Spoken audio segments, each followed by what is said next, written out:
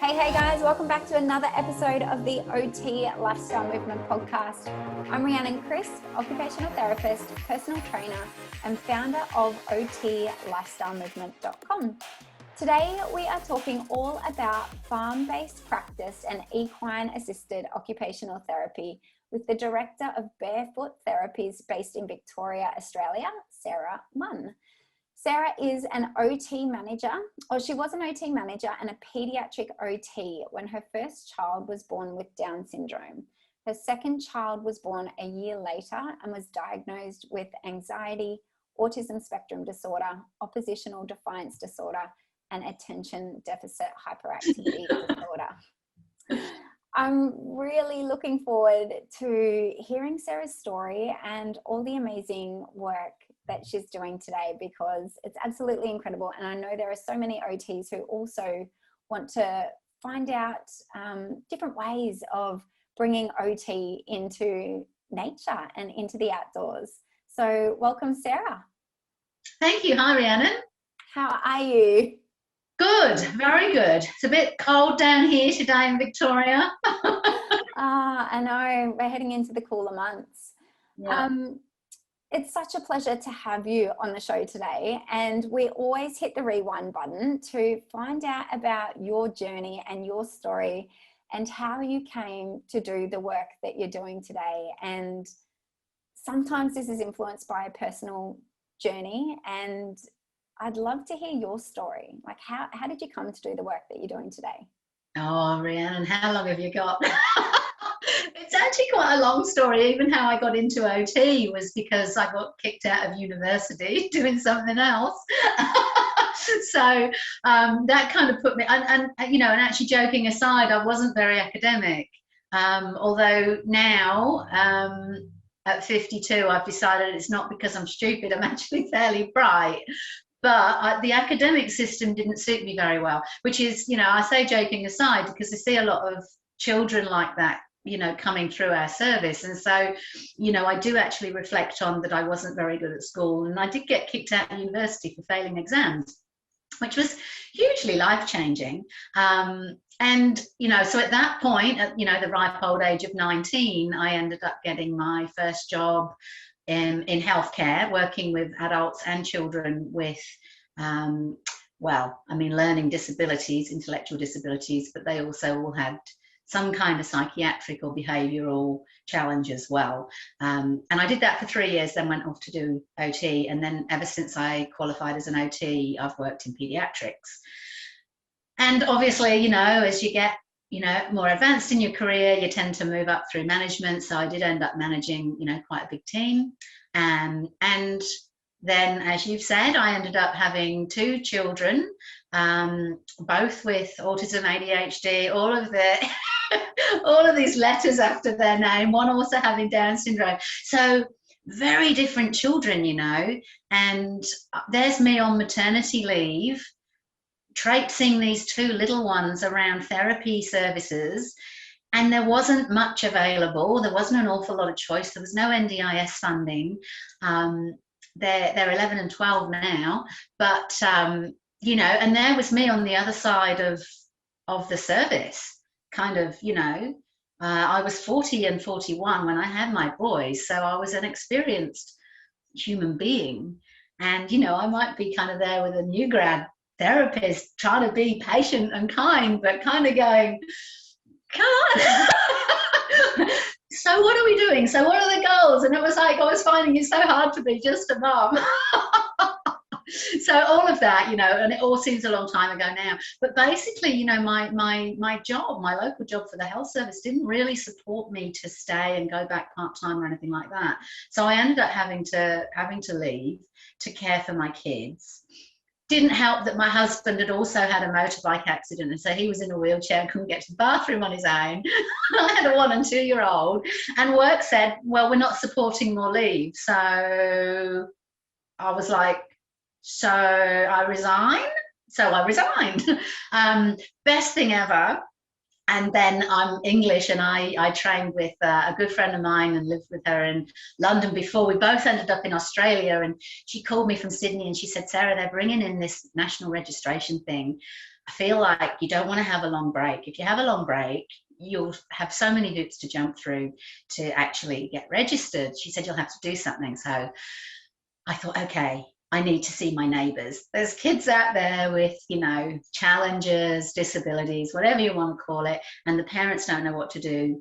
And I've got all this skill set, really, and I've got my own children, and I'm not that keen on what we're being offered, you know. And so it really started with one client, and the phone didn't stop ringing. And that would be, when was that? 2012, around there I started. So yeah, and as the phone rang, I kept saying yes, I kept saying yes, I kept putting people on, and now we've got 15 therapists now. Wow. So Yeah. did you take me back in time? Did you always have this idea of barefoot therapies, so outside nature-based, farm-based therapy, or did this evolve over time? Both. I never planned to do it, but I say I never planned. The universe planned to do it, I think, which sounds very out there. But when I actually ended up with our little 5-acre hobby farm and horses, and then I wanted to say to my clients, and I had another OT working part-time as well, so just the two of us doing part-time work. And I was like, how do we get insured to be able to bring some of our clients to pat the ponies? You know, that was really all it was. And that's where the whole farm thing started. And Tanya's still with me, you know, all these years on, she still works with me. And she now is the lead therapist at our outdoor programs. And she runs all sorts of amazing things. But anyway, there was a point at which I kind of thought, okay, this is now evolved into this kind of outdoor farm-based, you know, therapy program.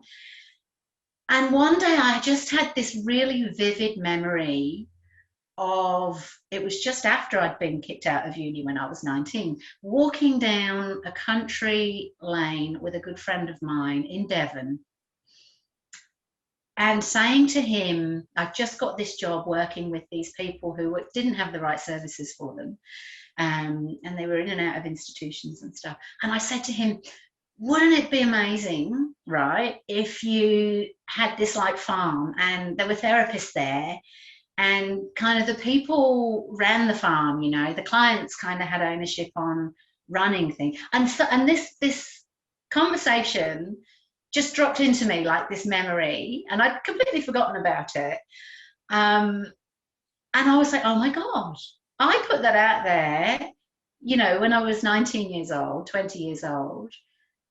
And it's kind of come back for me and been delivered to me to, okay, right, you know, off you go then. And that's kind of, so that's the answer. I kind of, yes, long time ago, it was spoken out by me, put out there to the universe, if you like.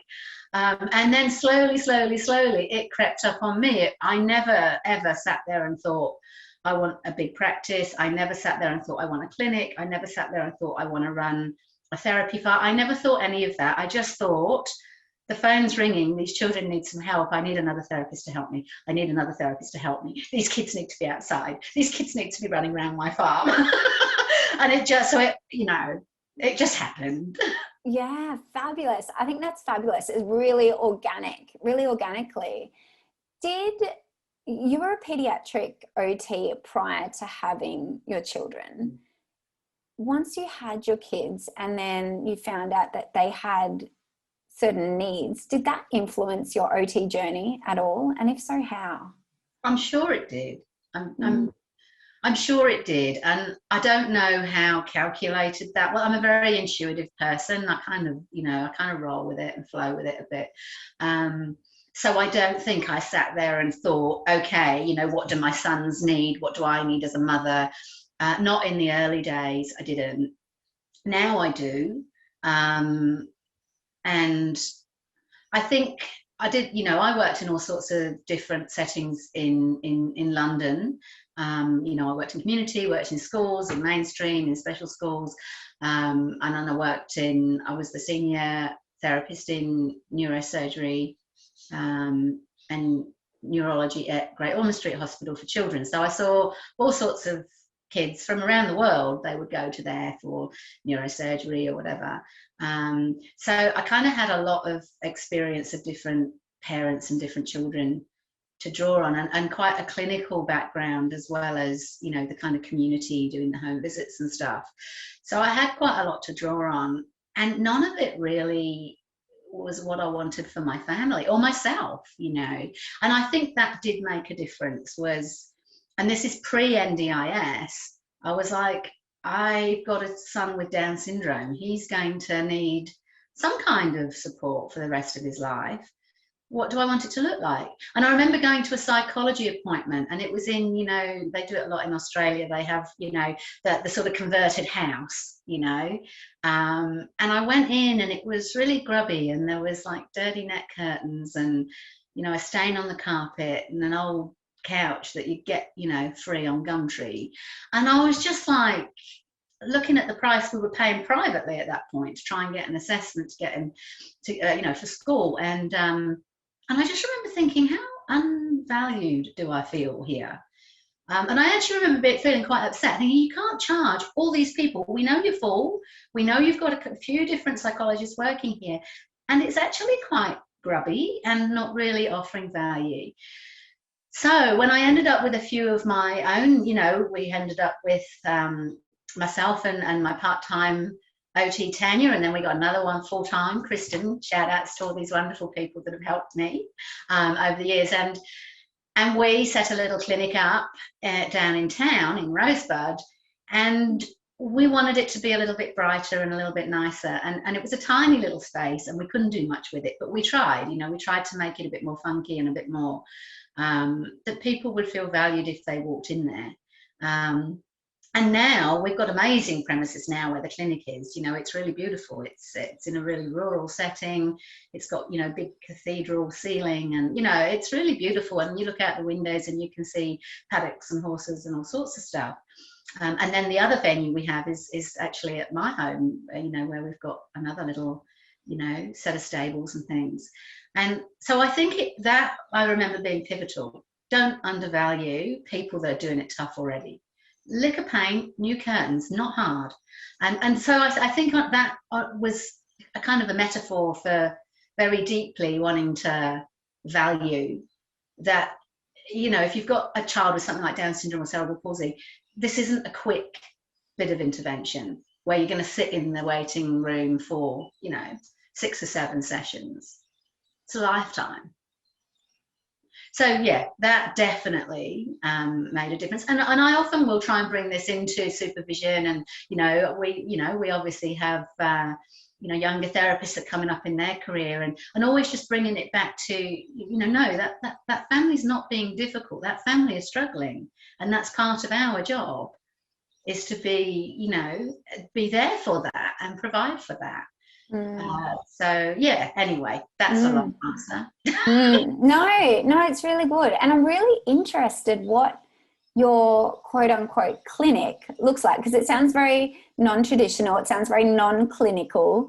What does it look like? Can you give us a bit of a visual? And who are the clients that you're seeing? Do you see adults? So it sounds like predominantly children. Children. So we call it a child and family centre. So we see children, and we will see parents. So we will support parents. We have some mental health OTs that have also got a strong background in adults, as well as, you know, obviously now working with children. So we have a strong belief that with certain families, you can't really work with the child and make change unless you really can support the parents. So we have built that into our skill set, because it makes the intervention more effective. So, you know, we are dirt road to the clinic. You know, you got some wooden steps, and it's basically, you know, a very big, you know, 2-story environment. You go into a nice big waiting area that's got a big hunk of wood as your reception area, you know, wooden rafters. But then you go through to real modern, you know, we've got we've got all the facilities that we need. We've got 3 kitchens there. So we've got a kitchen that parents can use if they need to. We've got one we use for our eating clinic. So we do clinical things there. Like, for example, we have an eating clinic and a food exploration kind of program, which is run by a dietitian, an OT and a speech pathologist. And then we have an assistant that also does some kind of food play stuff as well. So they have a big room which also has a kitchen attached to it, so they can also do, you know, food prep and that kind of thing. So, you know, it's a clinical kind of thing, but it doesn't need to be in an awful environment. That's our belief. And for some of what we provide, you know, we do need to be inside, you know, standardized assessments, things like that. But we have a garden outside, which is very natural, and the kids move, you know, twigs around. They make things like birdhouses to put out. They're making big planter boxes to start. We're going to start a horticulture program at the clinic, as well as what we run at the farm. So yeah, and then the hobby farm is only 10 minutes down the road. So, you know, we've got both environments. And one of the things that we want to do is have the process very professional. So I think with things like equine-assisted therapy, it's very easy for people to say they provide that. They don't actually have to be qualified therapists or registered with anybody. It's an unregulated profession, if you want to call it a profession, or an unregistered, unregulated sector. So we really didn't want to just have parents ringing up saying we want equine assisted therapy, or we want horse therapy, or we want this, and do you do riding and all of that. It was like, no, we do therapy, assessment and intervention, or, you know, or practice. That's what we do. All children or families will come for an assessment. So you can't just ring up and come and hang out with the horses, because there's a lot of places with unqualified people doing that, and that's great, and they offer something that's good for well-being, and nothing against any of that as long as it's properly set up. But for us, we were a bit like, we don't even know that that's actually going to be the most effective approach, and we have a whole host of different evidence-based approaches we can draw from.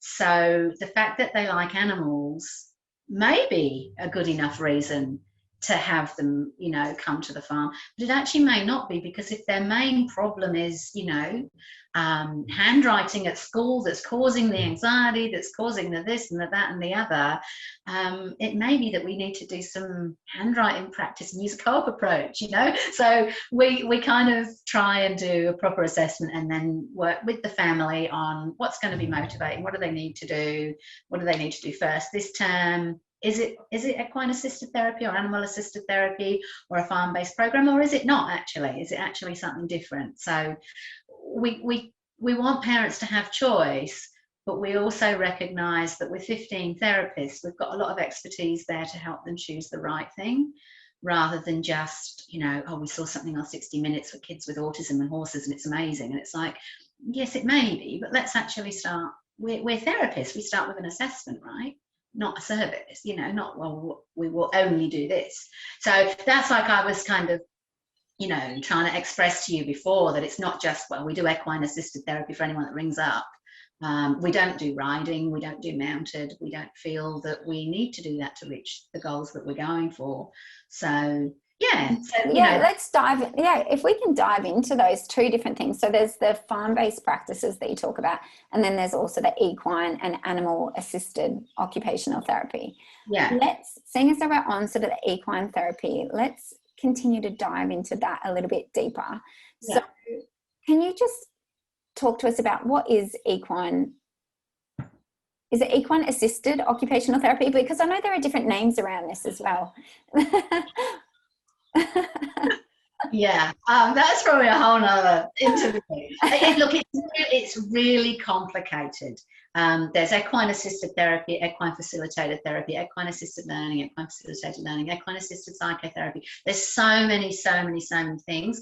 We call ours equine assisted therapy because I've got mentors in the States and people I've been working with and doing courses with and on committees with, and we believe that we need to have a term that most people adopt, which is an umbrella term for including horses in a therapeutic process. Because where we fall down in saying that this is evidence-based is there's so many silly little pockets of research that have gone on, and they've all got slightly different names, and no one actually talks about what it actually is that's the common, you know, bit of gold in there that we're actually trying to look at whether it's effective or not. So that makes it really, really difficult. And we did some work with OT Australia a while back, just trying to look at doing a decent literature search and what's out there, and the evidence just isn't robust enough. And part of the reason for that is all these random terms for things that don't even know why they're slightly different. And then there's some courses you can go on. You know, there's a lot of stuff in equine-assisted psychotherapy, but then not all of us want to do psychotherapy. You know, we see young children that might have an intellectual disability. Psychotherapy is not an approach that I want to use. So we have other approaches we can also, you know, adapt to include horses too. So, you know, it's really difficult to give an answer to what is this, because everyone does it differently as well. Some people will have a therapist and a handler for the horse. Some people will have a horse experience, you know, a therapist also experienced with horses, working kind of on their own in both those, you know. Well, maybe if we talk about what you do, and also you mentioned about the evidence, saying that there's not a lot of evidence around equine-assisted occupational therapy. How do you go about then almost justifying the work that you do in this area? Because there will be other OTs who will be listening into this saying, you know, this is why I'm tuning in, because I've got it in my heart, you know, this passion that I want to work outside, I want to work with animals, but I just can't find the literature to support this. How do you go about this? What are your thoughts on this? This is where I feel like I talk differently from anyone else I hear talk. Everyone else is trying to justify this horse connection. I'm not. I'm an OT. It's an activity. I agree. 100%. It's an activity. Like, I love horses, and some of the work you can do with the horse's emotion and personality and behavior, and the child's as well, or the parents as well, and assertiveness, and there's so many beautiful things you can do that you couldn't do with even a smaller animal, because the power of stopping a big animal, you know, we do a thing where we'll do lunging or circling and we'll get the horse going around you, and because of horse behavior, if you change your body language and you breathe out, that horse will stop and face you and walk in to greet you. Now, that's pretty powerful. If you've got a horse trotting around you that you can literally blow out, and it will stop and come in for a cuddle with you. And from that, you can build things like, you know, breath control. We see kids with ADHD, they don't want to do mindfulness. They don't want to do it. They can't be still. They've been told how many times, just take a breath, take a few breaths, you know, they can't. But as soon as they've done that activity, you can say, you know what, you might be in the playground, the kids might be difficult for you, and it might all just feel blah, blah, overwhelming. If you can stop a running horse with your breath, what else might you be able to do? What a great start to managing breath control. So, you know, we might do something like that, and so is everyone else doing equine-assisted therapy. But for me, that is a tiny bit of a session. It's a bit like adding in a little bit of yoga or a little bit of mindfulness that we might all do within a session. Doesn't mean we're yoga therapists, doesn't mean we're, you know. So the people that do work with the horses, I have to say, are very experienced horse people, and, you know, and we do our own internal training and we train elsewhere as well. But it's only part of it. So it's an activity like crossing the road, riding a bike, learning to cook. You know, some children, and it might be hobby, it might be some vocational work, but learning to go into a paddock, greet a horse appropriately, have that horse want to be with you, put a halter on. We do a rope halter with not. Or if they're working on belts, then we might have a buckle. We have different kinds of things we can use. And then, you know, being able to manage the gate, to open the gate, to have the horse go through without pushing you over or running to the grass they can see over there. And then getting that horse into the stall and tying it up, selecting your brushes. Might be very sensory on your hands. So what we're doing all the time is using evidence-based practice that we know. So you go into, you might be doing some sensory motor, some, you know, you might say, well, I want them to walk the horse over the poles on the way so that they are doing some work on their balance. Now, nobody says, is it the right thing to do to have a child walk along a balance beam? Of course it makes sense. It's a childhood activity. You think it's going to improve their balance. You do that leading the horse. So it's just the same kinds of things. They can go in and out things, spatial awareness. They can set out an obstacle course, just like you do in a clinic with a child with, you know, DCD or something. I mean, you've got your horse and it's like, okay, well, I can see you can fit through that gap. Can you and your horse? You've got to make it very different.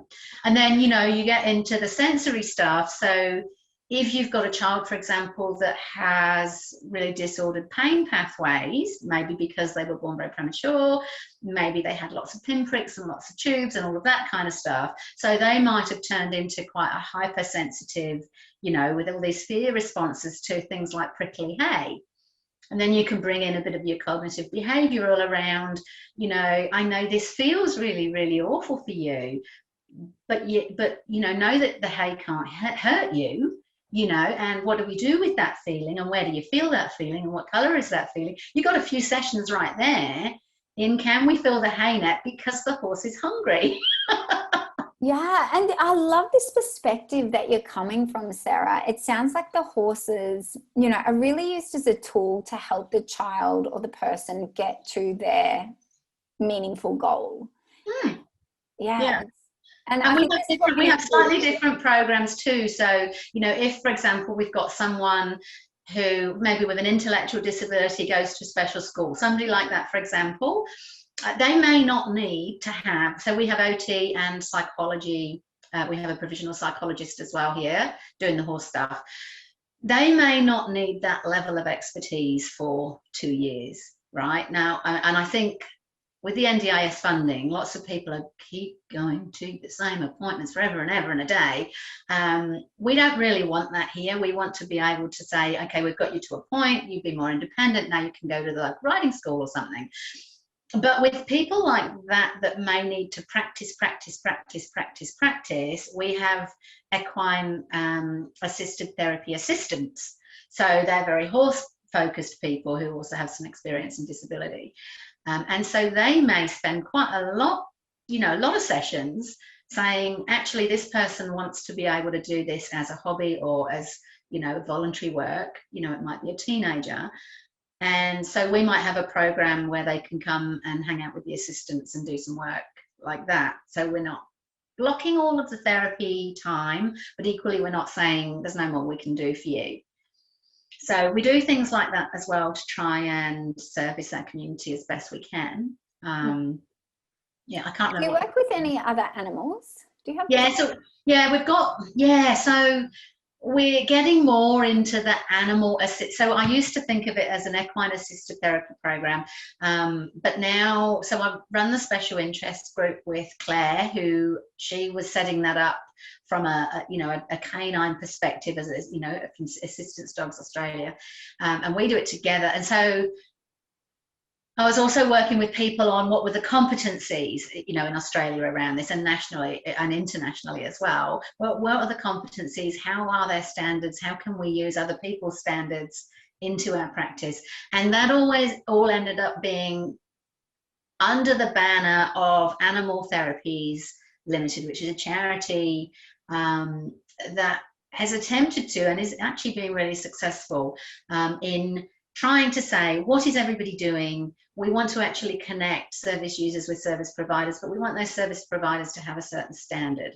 Horses have gone under, animals just the same as, you know, the chickens and the dogs. There's obviously a massive dog component in there with assistance dogs, therapy dogs, companion dogs. I'm learning all about that now, and so that has assisted us in making our animal assisted element. So we do have chickens and goats, which you kind of think, oh, you know, what's the harm? You tie up the goat, you give it a brush, you do its feed, you take it in, you know, you feed the chickens, you get the eggs. But actually there's a lot more to it than that for the animals. And so, you know, now we're learning more, we're able to engage those animals a bit more. And, you know, just little things like terminology. You said, oh, you use the horses. We would never say we use animals.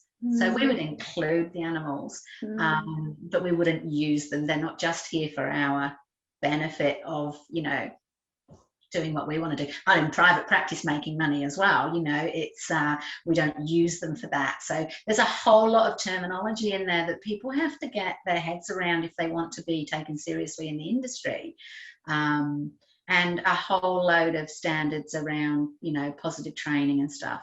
But we have 3 dogs here, and I'm about to go through a process with them of making sure they are properly assessed, because they spend a lot of the time behind the garden gate, because you can't have dogs running around when people are working with horses, and the dogs haven't been properly assessed. So, you know, from your insurance point of view, you make sure you dot your I's and cross your T's. Yeah. Wow. Yeah, it's so interesting, because I personally don't know a lot about it. So I'm learning a lot from you. So thank you so much. What about the OTs who, you know, this is something that they want to get into, but they just don't have the confidence? What would you suggest for them to build their confidence in working in this area or opening up their own private practice in this area? What would you suggest? Look, I think going along to things like the special interest group is helpful. They've just missed it actually this year. We've just had a month-long conference, animal assisted therapy conference, which had speakers from all around the world, because we did it online this year. So last year it was in Adelaide. This year they've organised it all online. That's the animal therapies group have done that, and that's been amazing. So that will happen, you know, again in the future. So linking into some of those things, and I mean, if anyone wants to contact me, I'm more than happy to let them know.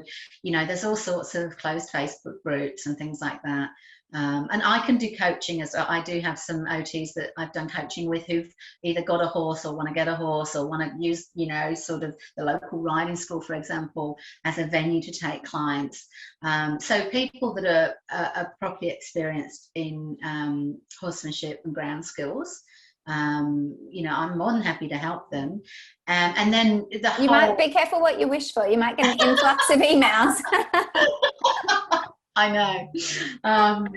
And then there's you know, the whole sort of smaller animals, which I think people can more easily include in their practice, but still they do need to make sure that those animals are correctly treated, given breaks, and you need to read the signs of your horse's stress and anxiety, and you have to manage that. You know, our horses, we are very specific. If they have, you know, we don't work them hard. None of them do back-to-back sessions. We only run it. How many horses do you have, Sarah? I've got 7. Wow. 7 horses, from miniature horses right up to big, you know, big spotty Appaloosa horses. So, and they've all got, you know, interesting personalities. They're not all that easy. I think, you know, people think you need to have a riding school dull horse that's going to stand there and never put a foot wrong. And they are very safe for this kind of work. But, you know, we've got some pretty sassy horses here who, as long as you know what you're doing, can be perfectly safe. But you do need to know what you're doing, and you do need to know how to prepare the horse and manage the horse's mood and emotions and hormones. Mares are terribly hormonal. So there are certain times when one of our mares just really wouldn't be working with us. It wouldn't be appropriate. So you need to know your stuff. But with smaller animals, you know, you still need to be able to spend time with them on relaxation. And, you know, as human therapists, we can take on, we're getting to know more and more, aren't we, about people's energy, and that, you know, they may have an energy field around them. It's not just all in this body, and we can read it. We know animals can read it. I can see it with the horses. We occasionally let our Kelpie out to help if we've got a child that is really, really, really struggling. And we do have some pretty challenging kids coming who really won't go to the clinics, won't go to the GP anymore, won't go to the psych, won't go at school, won't go anywhere. And we start some of our sessions by going to their bedroom and helping them get out from under the doona in life generally. And if that's where we need to start, that's where we start.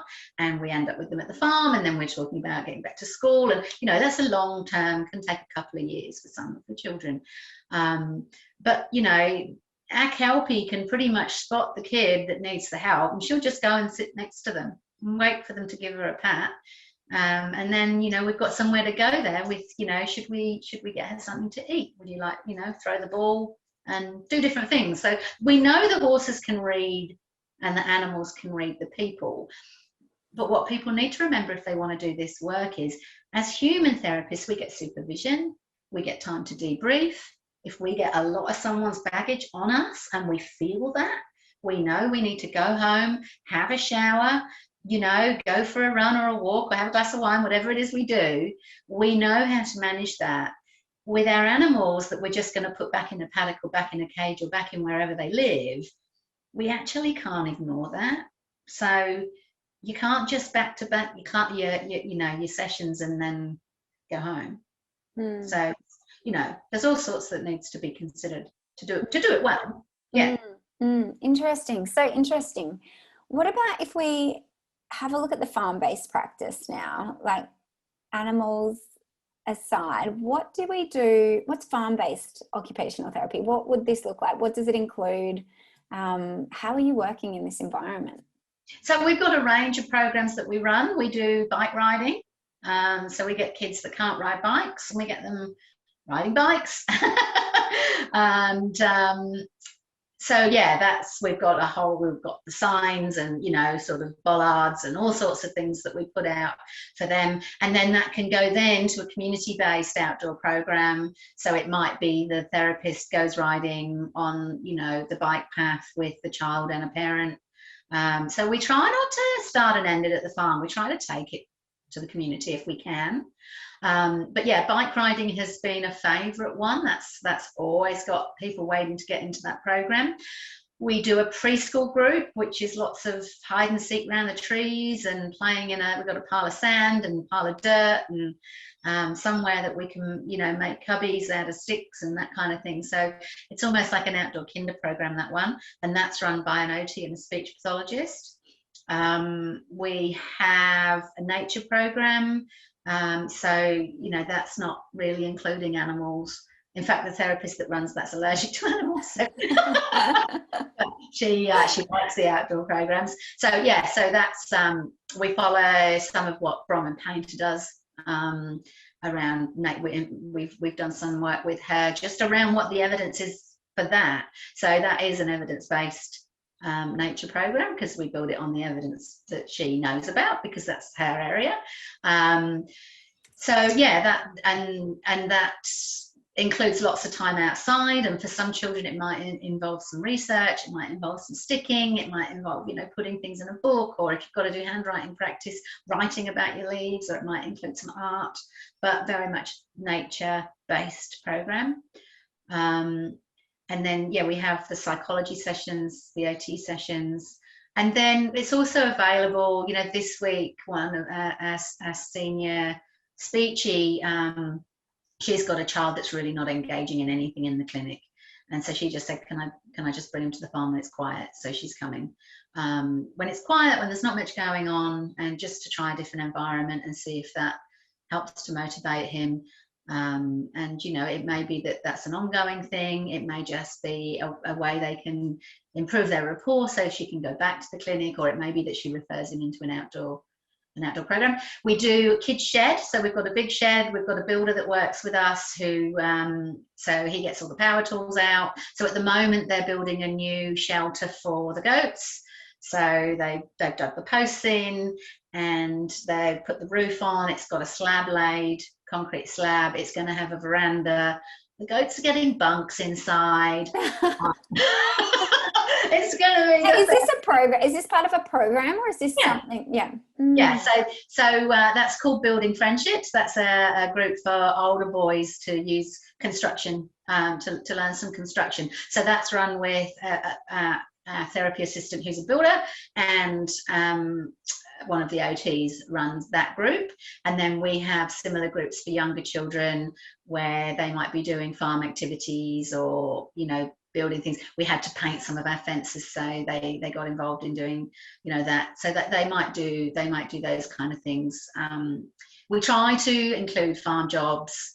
The kids can't do all of it, and that's not the point. The point isn't that they, you know, have to come do jobs, you know, because we really want them to be able to lead where they want to go with things. And you know, look, some of them may have quite a good structure, particularly for the kids with ASD. You might want a good structure, or if you're trying to manage a few kids with, you know, quite flighty behavior together, you might want to have good structure. But then again, you also want to teach that flexibility. So you might want to mess with that structure a bit, or you might want to have no structure and see what they can come up with together. You might be working on leadership skills. So you might say, okay, we've got a loose idea, you know, you're the leader this week. You know, so there's a whole range of different approaches that we would use in those sessions. And in groups as well, we look a lot at dynamics. So, you know, more and more we're starting to realize that the dynamics in friendships is, you know, people say social skills. And there's a whole lot of kind of laminated book kind of activities you can do around that, which is great.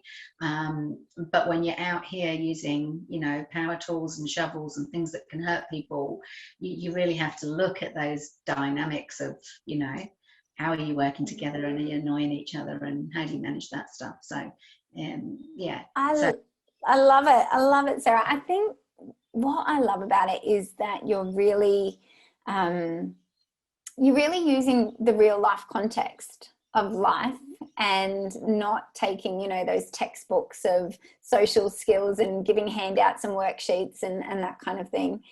Do you do any of that sort of stuff? Yeah. Like, you know, there are different sort of, because I can imagine farm programs and equine therapy and animal therapy can be amazing for self-regulation as well, and emotional regulation.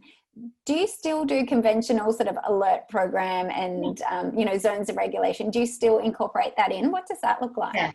Yeah, we do. So, you know, that I mean, the clinic for the most part, and for most of the therapists, is you know, similar to others in a way. The difference is we have different pathways for what do you do with those kids, and we all know them. You've done the zones of regulation program. They know it. They know the answers. They know it like the back of their hand. You put them in a group with those two kids and that therapist, and you will never have a problem. They will be, you know, and they've learned it. But you may still have some impulse control in there, or, you know, you may have some other things. So there are certain programs that we run in our social skills groups where we say they must have done this before they go to this. So by the time they come, we have some of our outdoor groups, like our construction groups and our farm work groups. They really need to have already done that, because we're not getting out the charts. You know, we might use the colours, the zones of regulation colours, and we might adapt it to, you know, well, which horse going, you know, let's look at these horse pictures. Which zone are they going in? The one that's clearly biting the other one, you know, they're not in the green zone, are they? So you can do those things, but it's not ever going to be on an iPad or a laptop. It's not ever going to be on a laminated sheet. It's not going to be that kind of delivery. But sometimes you want them to have that emotional regulation, sensory regulation literacy already, so that then you can say, okay, guys, if you start feeling like you're in the yellow zone, you may need to go hang out, just go sit down for a bit, you know, find your space where you want to. If you want to have a break under the tree and have some of the snack that you brought, that's cool, you know, and then when you're feeling back in the green zone, join us again. So sometimes you may want them to have that literacy, because we do like that language, because it's better than, you know, if you start, you know, if your behaviour goes downhill or you start finding it too difficult, that's all quite negative language. So that's what I like about the self-regulation stuff, is you've got that you know, non-judgmental language of, you know, guys, if you start to feel in the yellow zone, or certainly if you start to get in the red zone, you know, have a chat with one of us, feel free to go sit under the tree, you know, maybe you'd like to have a snack break, just let us know, you know. So, and then we also try and put in some of that, you know, trauma sensitive, trauma informed language too. More and more we're trying to build that across our practice, right from that very first conversation with the receptionist. We want to be doing those things of saying, you know, feel free to fill in the consent forms, you know, that we send you through before we make you the appointment. And, you know, you're very welcome to come in and do that, or perhaps you want to do that at home, or maybe you might need some assistance with it. So using lots of that kind of language, rather than you have to do this before you can come, which if you've got a parent that's getting, you know, triggered, that's not the greatest start. So we try and have that nice kind of trauma sensitive, trauma informed stuff going all the way through, and we're still learning about that, but that's what we're aiming to. And then it's the same with the children, you know, it's we don't want to be so directive that they feel pushed around. You know, our homeschool kids are not at school because they struggled with that kind of direction. For whatever reason, they have struggled.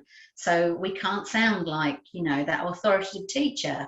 We have to be that therapeutic, you know, hold that space and manage that really, really intelligently and creatively.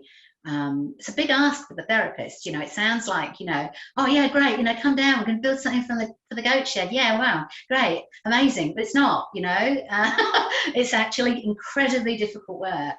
And to do all of that well when you've got animals and the environment to deal with, and it's not always a beautiful day. You've got kids that don't want sunscreen, kids that don't like wind, kids that don't like rain, kids that don't like the sound of it inside the shed, you know, kids that won't go out of the shed. You know, there's so much going on. And then you throw in, you know, the fact that the goat pushes their way through the gate, and then so then that's out near the cars, and, you know, like sometimes crazy things. And that's nature. That's that environment too, is that unpredictability, and that's what can be really great, but also really challenging about it. Really difficult. And you know, and we'll be saying to the therapists, the animals must never get outside the gate, like they just can't. Because then they'll be dangerous in the wrong environments. So that means, you know, even if it is a little goat or a chicken, even, you know, your chicken gets out the gate and you can't catch that chicken, and it's running around, and then someone's let a dog out, or someone's got their dog out the car, and that's chasing the chicken, and the child with severe anxiety who's been traumatized by a lot of drama and movement and activity and something being under threat, suddenly this little drama that's playing out can have a really negative effect. And so, you know, and you can't have the dog that's just jumped out the car of the client chasing a chicken just because someone wasn't quick enough to get through that gate, you know, and then the child's in tears because the chicken's going to get hurt, and you know, like you don't realize how wrong it can go. So, you know, the therapists are all trained in this is why it's really important. But you know, but things happen, things go wrong, and you write the incident report, and you know, and you learn through it, you know, because the farm is a riskier environment. It's much less predictable, but that's great. That's what you want to say. I know that was difficult, but hey, how do we feel, and what do we do about that? And you know, how are we going to be okay with it? Yeah. So you touched on something that I just want to come back to before we wrap it up, and that was that we don't want to be too directive as OTs. We're not the teacher. We're more of like a coach, like walking alongside them on their journey with them. It's a partnership, I think, that we develop. What sort of tips would you give to OTs to be less directive and less, I suppose, demanding of certain activities and what our expectations are, and take more of the approach that you're talking about? Because I feel like sometimes we place so much pressure on ourselves to reach the goals, and particularly if parents are sitting in on sessions, they want us to see us doing something productive and making sure we're making use of our time and that we are achieving goals. And so it can almost be this internal battle in ourselves to get things done and to be reaching those goals ASAP. How can we sort of just lessen that pressure on ourselves and be less directive? Look, I think it's a great question. I mean, one of the things that I think, it doesn't matter how alternative you get out there in nature, like I say, you know, it all sounds great. You have to have really good goals to start with. So you have to have done a good assessment. You have to have good goals. And from that, from your assessment and your goals, it's basic therapy process. You then have to choose your approach. Now, sometimes I am directive because I may have someone that cannot understand a lot of language. I may have someone with an intellectual disability. I may have someone with, you know, autism that requires me to say, first we do this, then we do this. You know, first cane it, then apple. So that's not giving them an awful lot of choice, but that's choosing the appropriate. That person hasn't necessarily come in with me needing to create some well-being around trauma, or some confidence, or those kinds of things where, you know, you want to be able to look at self-compassion, for example. You know, so it depends on your assessment and your goals as to which approach you choose. But in general, I feel like therapists aren't spending long enough choosing the approach. They're trained in it, they spend 4 years learning it, but then they don't bother to choose the approach. They would rather go in armed with stuff and, you know, oh, I've got this photocopied, I've got this laminated, I've got this activity, I've got it all set out. But the approach may well be to create some space for that person to be, because their life is so incredibly cluttered by everybody telling them what they should and shouldn't be doing all the time.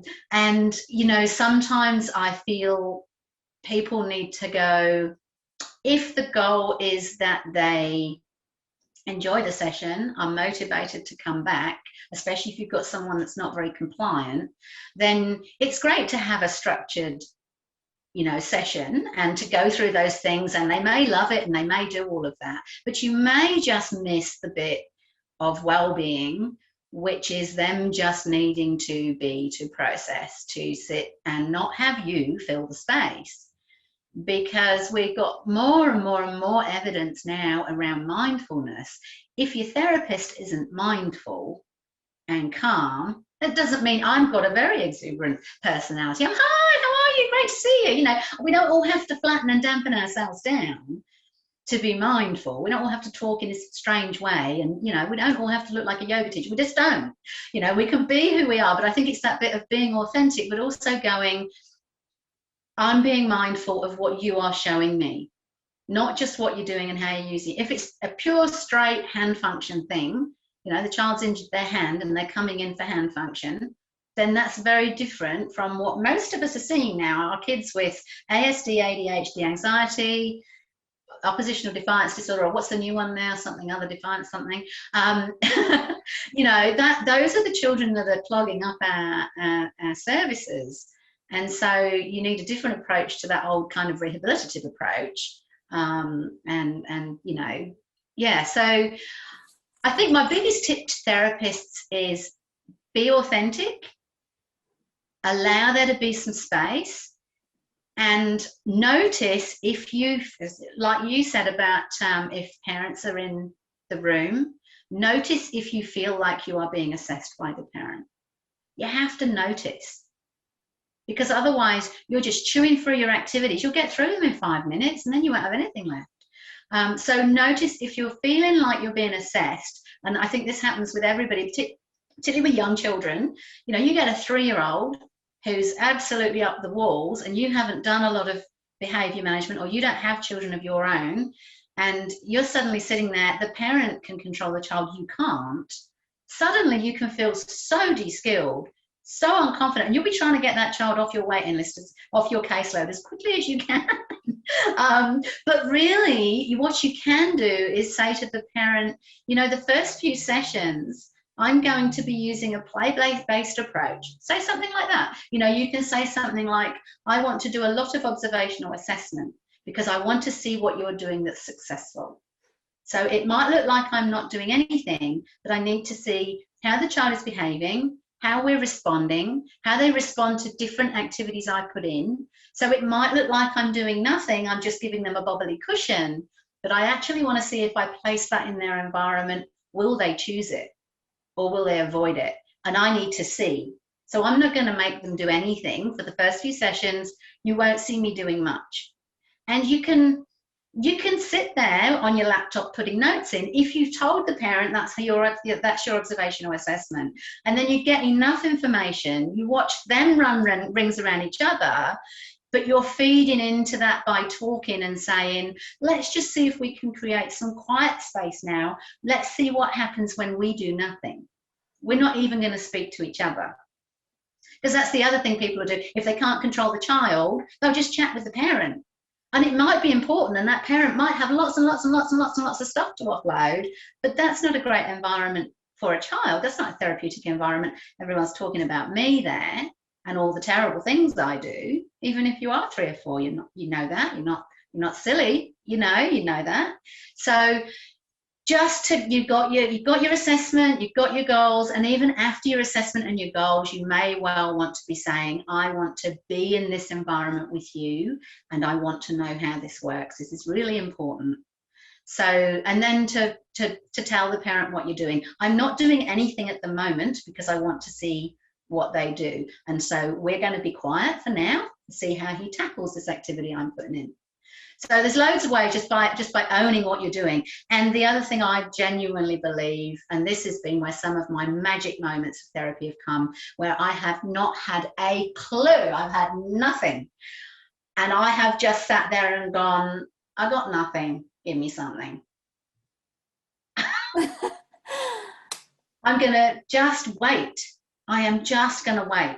And all of a sudden the child will want to do something, or you get an idea and you go, okay, we need to make a paper aeroplane, and it will come. But if you never create space for your intuition, look, I'm really spiritual, I'm getting more into it as I'm getting older, but if you never create space for your own intuition and your own brilliance and your own personality and uniqueness to shine because you're following an agenda, then you'll never get that kind of intuitive, therapy happening. So sometimes permission just to not do, just to be. I love that. And I think what came through that and what I kind of read into was really creating space to develop this therapeutic relationship that we have with our clients sitting in front of us and seeing them for who they are. Because I think so often we do try and rush to get to our goals and not just sit with them and be with them and create this space and this relationship that we need to develop the trust so that they trust us enough to share information, to let us into their world. And yeah, like you said, if we don't create this space, then it's going to be a lot harder to achieve those goals. So yeah. And I think, you're right in that you said about expectations. And I think that's the problem, because I don't know why we're rushing. We have a process. We have a therapy process of assessment, goal setting, choosing your approach, building rapport. Build rapport with a hyperactive 3-year-old. You're not going to do it straight away. You're just not. So I think if people got back to the basics and just be a good therapist, be a good OT, don't worry too much about courses and this and that and taking in, printing stuff out. Don't worry too much about that. Go back to your OT process and follow it properly and draw down which is the best approach, what's going to work. Am I actually working with the parent here, or am I working with the child? Do I have a goal that's important to the parent, a goal that's important to the child, maybe a goal that's important to the community, like the kinder or the school or whatever? How are you going to set your goals out? Who's going to decide? Are you just going to ask the parents to decide? They might not actually. You've done an assessment so you can help them with that. So set realistic goals that are really functional, and then choose the appropriate interventions. And it's basic stuff. I love it. I love it how you put it so simply. It just makes us, all makes sense, doesn't it?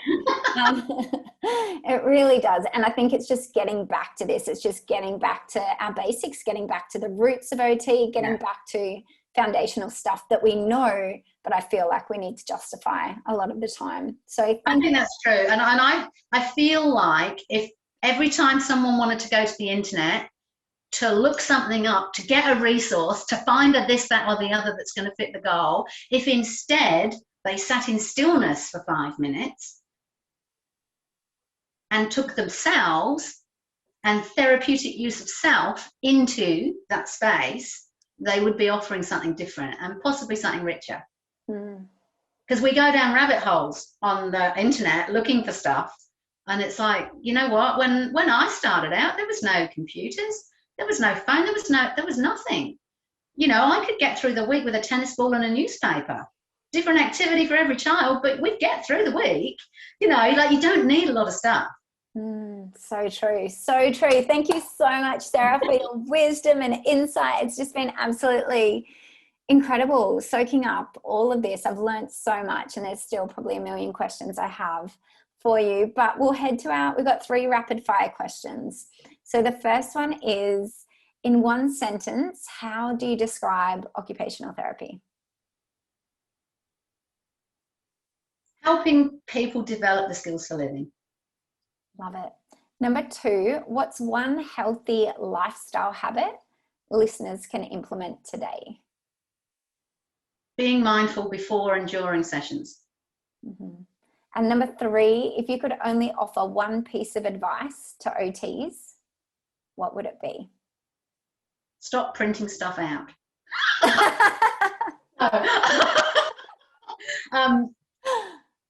Follow your process properly. Think about it. Go back to the frames of reference. Yeah. Look at our models. Yeah, we've got some incredible resources out there. You spent 4 years learning it, use it. Yeah, absolutely. So how can everyone find you, Sarah? Like internet, you're on Facebook? Yeah, so socials. Yeah, Sarah Munn, I'm on Facebook. We've got barefoottherapists.com.au is our website. Barefoot Therapists also has a Facebook page and an Instagram page. I'm not quite using the Instagram much yet. I'm kind of not really social media-ish, but we're getting there.